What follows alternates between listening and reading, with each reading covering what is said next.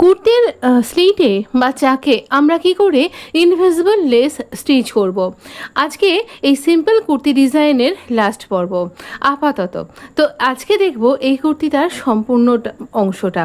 এখানে আমরা প্রথমে এইখানে স্লিভটা জুড়ে নিয়েছি। এবার স্লিভের বটমের মাপটা নিয়ে নেব আমরা, কতটা আমরা মেজারমেন্ট করেছিলাম। এখানে আমরা নিয়েছিলাম 8 ইঞ্চি আর 7 ইঞ্চি আমার বটমটা। তো এই 1 ইঞ্চিটা লুজিংয়ের মধ্যে থাকছে। তো আমি এখানে 1 ইঞ্চি করে করেই মার্ক করব। আমি ফিটিংসের এখানেও আমি কিন্তু 1 ইঞ্চি নিয়েছিলাম, কারণ আমার এটা 1.5 মিটার কুর্তির কাপড়টা ছিল আর কি, 1.5 মিটার ফ্যাব্রিক ছিল। তো এখানেও কিন্তু আমি এভাবেই মার্কটা করব। আর এখানে বাকি ফিটিংস তো আমি আগেই দেখিয়েছি। আপনি এই কুর্তিটার কাটিং ভিডিওটা একবার দেখে নেবেন। এতগুলো আই বাটন আমার এখানে দেওয়া যাবে না, আপনি ডেসক্রিপশন বক্সটাও ফলো করতে পারেন, সেখানে লিঙ্কটা প্রোভাইড করা আছে। এখানে আমরা দাগ বরাবর স্টিচ করব। দেখবেন কিনারির সাথে কিনারি যেন মিলে যায়। এখানে একদম লেসের সাথে লেসটা পুরো উঁচু নিচু যেন না হয়, সমান থাকে, সেটা খেয়াল রাখতে হবে। এখানেও আর্ম রাউন্ডের সাথে আর্ম রাউন্ডটা যেন ঠিকঠাকভাবে দুটো পার্ট মিলে যায়, খেয়াল রাখতে হবে। আমরা ওয়েস্ট লাইনে ছোটো করে কাট করেছিলাম, সেটাও মিলিয়ে স্টিচ করতে হবে। তারপর ওয়েস্ট লাইনে থেকে আমরা হিপ লাইন অবধি সমান করে স্টিচ করব। তারপর হিপ লাইনে পৌঁছে গিয়ে আমরা এরকম ভি করে স্টিচ করব, তাহলে আমাদের চাকটা ফেটে যাবে না।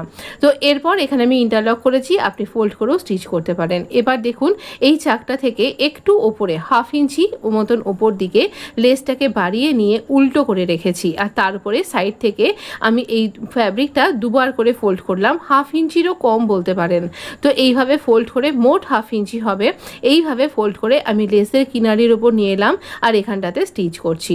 এখানে আমার কাছে ফ্যাব্রিকটা চাকটা ফোল্ড করবার জন্য খুবই কম ছিল, সেই জন্যই এইরকমভাবে ফোল্ড করতে হচ্ছে। আপনি যতটা এখানে ফ্যাব্রিক রেখেছেন সেই অনুযায়ী এখানে ফোল্ড করতে হবে। আপনার যেরকম মেজারমেন্ট আপনি নিয়েছেন, যতটা ফোল্ডিংয়ের জন্য রেখেছেন সেইভাবে করবেন।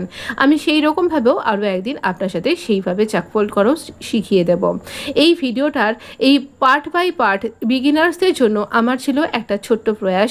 বিগিনার্সদের পক্ষে প্রত্যেকটা স্টেপ একই সাথে একটা বিশাল বড় ভিডিওর সাথে ফলো করা আমার যেন মনে হয়েছে কোথাও অসুবিধা হতে পারে।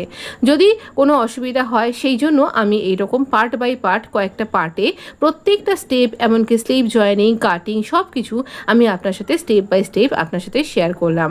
এই ভিডিওটা আপনার কেমন লাগলো অবশ্যই কেউ না কেউ আমাকে কমেন্ট করে একটু জানাবেন। কিন্তু এই স্টেপ বাই স্টেপ দেখতে আপনারা বেশি পছন্দ করেন, নাকি একই সাথে একটা বড় ভিডিওর মধ্যেই সব কটা ভিডিওকে একসাথে দিয়ে এভাবে দেওয়াটা আপনাদের পক্ষে বেশি সহজ হয়, সেটা অবশ্যই জানাবেন। আমরা আরেকটা পার্টে চলে এলাম। এই দেখুন এখানে আমি হাত দিয়েই ইমপ্রেশন ক্রিয়েট করে নিয়েছি। আপনার যদি মনে হয় আয়রন করে নিন। তো এইখানে আমরা নিচ থেকে শুরু করব। এই চাকটারই অন্য দিকটাতে আমরা নিচ থেকে ফোল্ড করলাম, ওই রকমই উল্টো করে লেসটাকে রাখলাম। আর এইভাবে দুবার ফোল্ড করে, যতটা ফোল্ড করেছিলাম আমরা ফ্যাব্রিকটাকে দুবার করে ফোল্ড করে এই লেসের কিনারি যতটা আমি দেখাতে চাইছি ততটাকে রেখে বাকি অংশটা আমি এভাবে স্টিচ করে দেব। অ্যাকচুয়ালি লেসটাও খুব থিন একটা লেস, আর এটা এখানে দেখতে ভীষণ সুন্দর লাগবে। ঠিক কট পাইপিং যেরকম সুন্দর দেখতে লাগে সেই রকমই এটা কট পাইপিংয়ের মতোই একটুখানি বেরিয়ে থাকবে। এটা দেখতে অনবদ্য লাগবে। আপনি অবশ্যই এইভাবে কুর্তির চাকে এইভাবে কিন্তু স্লিটে এইভাবে ডিজাইন তৈরি করতে পারেন। যেহেতু আমার এটা সামার স্পেশাল কুর্তি ডিজাইন, তাই আমি এখানে আর এখানে সাদা এখানে এরকম কাজগুলো করা রয়েছে প্রিন্টটা, সেই জন্য আমি কিন্তু এখানে এই রকমভাবেই এই বাতনি প্রিন্টের সাথে ম্যাচিং করে আমার এই লেসটাকে আমি বেছে নিয়েছি। এবারে আমরা যে কোনো একটা, এই দেখুন এই দিকের আমি চাকটাতে চলে এলাম, চলে এসে এটাকে জাস্ট টার্ন করে দিলাম, দিয়ে আমরা সোজা করে নিয়েছি। আর এখানে কিনারি বরাবর স্টিচটা করতে থাকবো। কিনারি বরাবর স্টিচ করব, একদম যেখানটাতে চাকটা মিট করছে, একসাথে জয়েন্ট হচ্ছে, সেই অবধি স্টিচ করছি। দেখুন একই রকমভাবে আমরা কিন্তু ওই অবধি স্টিচ করব। এখানে এইভাবে স্টিচ করলে আপনি বুঝতে পারবেন ভীষণ সুন্দর একটা ডিজাইন ক্রিয়েট হয়ে যাবে। এবার এইখানটা একটু এক্সট্রা নিয়েছিলাম, সেখানটা কেটে দেব।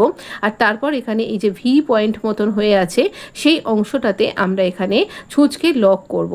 ছুঁচকে এই জায়গাটায় এসে লক করব, তারপর আবার একটু টার্ন করে ঘুরিয়ে নেব, নিয়ে গার্মেন্টটাকে তারপর এখানে আবার কিনারি স্টিচ করে আমরা স্টিচিংটা কমপ্লিট করব। একদম এন্ড পর্যন্ত এইভাবে আমাদের একটা দিকের চাকটা কমপ্লিট হয়ে গেল। মানে ফ্রন্ট এবং ব্যাক একই সাথে আমি কিন্তু এখানে লেস অ্যাটাচ করেছি। এইভাবে লেসটা অ্যাটাচ করে নিলাম। আর এবার আমি দেখাচ্ছি এই যে অংশটা রইলো, এই অংশটা একদম চাকের এই অংশটাতে, এই কোনা অংশটাতে আমরা একটুখানি আবারও যে অংশটা ছেড়ে গেছিলাম সেইখানটা স্টিচ করব। এইখানটায় ফোল্ড করে বা হেম করবার মতো না জায়গা নেই, তাই এখানটা ছেড়েই দিলাম। দেখুন কত সুন্দর হয়েছে। আপনি চাকটাতে কোনা করে একটা ছোট্ট স্টিচ করে দেবেন। তো দেখুন আমার এটা কত সুন্দর দেখতে হয়েছে, এটা ভীষণ প্রিটি দেখতে লাগছে। আপনি অবশ্যই আমাকে জানাবেন এই স্টেপ বাই স্টেপ ভিডিওগুলো আপনার কেমন লাগলো, কোন পর্যায়টা আপনার বেশি সুন্দর লেগেছে সেটাও জানাবেন। কমপ্লিট কুর্তির লুকটা আমি আপনার সাথে শেয়ার করলাম। দেখুন এই দুটো নেক ডিজাইন কি অপূর্ব এসছে, দুটোই আমি আপনার সাথে শেয়ার করেছি। এখানে আমি গুম লেস লাগানো শিখিয়েছি, কি করে এই শোল্ডার লাইনটা জয়েন্টটা একদম ইনভিজিবল হবে শিখিয়েছি, আর স্লিভটাও দেখিয়েছি। ভালো থাকবেন, সুস্থ থাকবেন, ধন্যবাদ।